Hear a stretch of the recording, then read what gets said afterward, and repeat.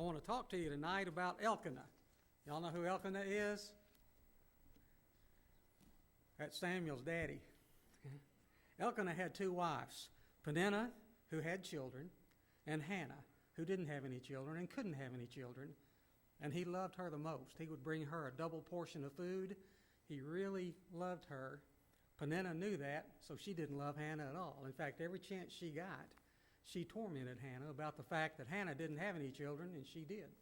Made Hannah miserable, not just because of her, but because she couldn't have children. She was miserable. She mourned and grieved. They went to Shiloh to worship, and in 1 Samuel 1:11, she said this, "And she made a vow, saying, O Lord Almighty, if you will only look upon your servant's misery and remember me, and not forget your servant, but give her a son, then I will give him to the Lord for all the days of his life, and no razor will ever be used on his head." Eli heard her. Actually didn't hear her, he saw her. She was mouthing the words to this prayer in the street close to the temple where he was sitting, and he saw her, and he thought she was drunk. He said, "You need to stay away from the wine." And she said, "I'm not drunk. I'm asking God for a son."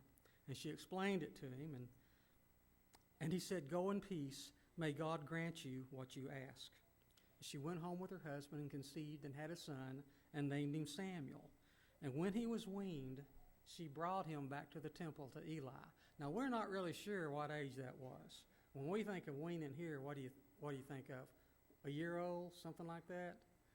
In these times, we're not sure because you can't really imagine her showing up at Eli's doorstep with a 1 or 2 year old child and saying, "I'm giving you this child to serve the Lord." I think Eli would say, "Not right now.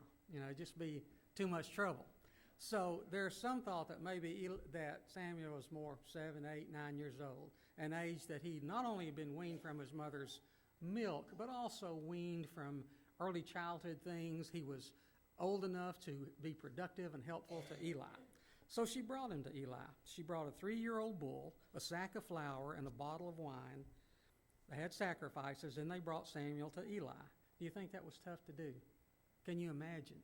Can you imagine taking your little boy that you had prayed your heart out for, taking him to the temple of God and saying, "I'm giving you to the Lord"? Well, each year she came back and brought him a robe. She was blessed. She had 3 more sons and 2 more daughters. And in 1 Samuel 2:26 says, Samuel continued to grow in stature and in favor with Lord and man. Does that sound familiar? Sounds like a description of Jesus, doesn't it?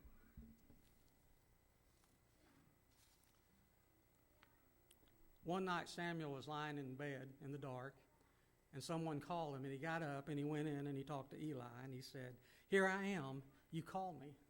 And Eli said, "I didn't call you, you go back to bed." So he laid there for a while, and he heard it again, "Samuel?" And Samuel got up and went to see Eli, and he said, "Eli, you called me, what do you want?" He said, "I didn't call you, you go back to bed."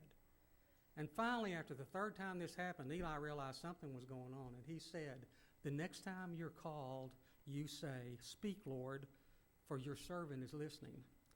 And so God once again said, "Samuel, Samuel." And he said, "Speak, Lord, for your servant is listening." And God told him, he said, "I'm going to tell you something that's going to set the ear of everybody in Israel, but I'm going to tell you this." And he told him that Eli had 2 wicked sons, and Eli had never punished them or corrected them, and because of that, he was going to punish the house of Eli. Well, Samuel went to sleep, and the next morning Eli said, "What did he tell you? What did God say? And I want you to tell me everything. I don't care if it's good or bad. You tell me everything." And so Samuel told him what God had said, and Eli replied by this, "He is the Lord. Let him do what is good in his eyes." And the chapter ends by saying, "The Lord was with Samuel as he grew up." Now, there's 2 points I want to make. One is, you don't have, mamas, you don't have to take your child to the temple and give him to Eli to be a Hannah.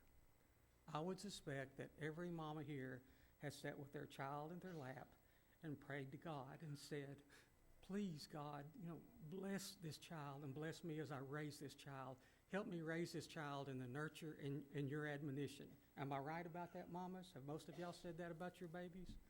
Thank you. Thank you for being Hannahs.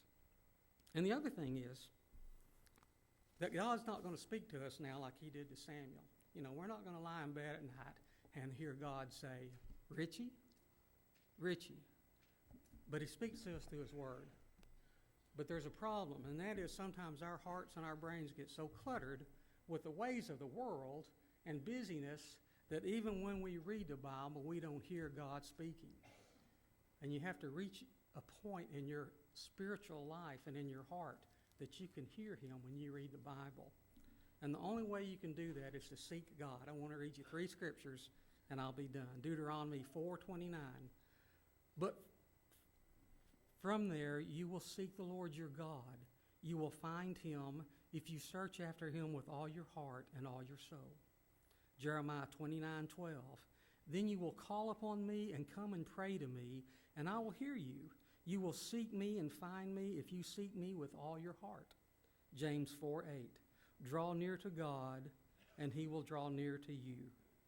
We seek God through study and prayer, and we even seek him through our behavior. So my lesson tonight, 2 things. Thank you for raising your kids like you have. And number 2, seek God with all your heart and your soul, so when you read the Bible, you can hear him talk to you. If you need anything tonight, come while we stand and sing.